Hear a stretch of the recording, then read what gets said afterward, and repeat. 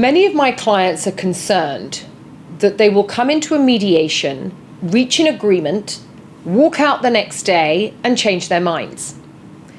It's fair to say that everyone has buyer's remorse the next day, both parties. And that really is the key.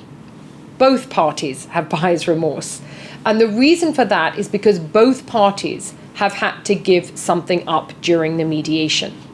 You must come to mediation in good faith. And good faith means that both parties are willing to negotiate. It is not simply laying down a line and saying you either accept this or it's over. The reality is this: there are lots of checks and balances that we have in place to ensure follow through. Firstly, we obviously have the attorneys involved so that people are making decisions that are informed in the legal environment. Second of all, we have the mediator present who will ensure that notes and a memorandum of understanding is drafted, which is what are the terms that were agreed between the parties. Thirdly, we have what is called a signing day. I created the notion of a signing day because I was noticing that there was a lag between when the mediation happened and an agreement was reached and when the actual order was entered with the court.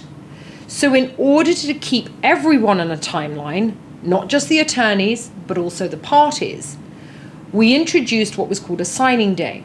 So from the day of the mediation, typically 4 or 6 weeks later, we will have a signing day.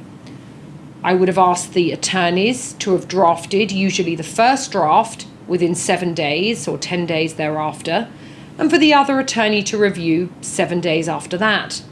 And then we will have a signing day where the parties will actually come in here, and there won't be a rehash of what the agreement was.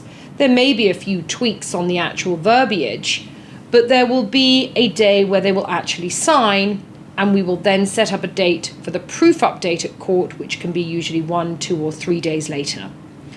The importance of having a signing day is making sure that everyone is accountable. And there's something to be said for actually people having a date to work towards. Like with any profession, when people have a date to work towards, they're much more likely to do it in a timely manner. As the mediator, I work for the clients, not for the attorneys, and my job is also to be the voice of the clients, ensuring that the attorneys are accountable to that timeline.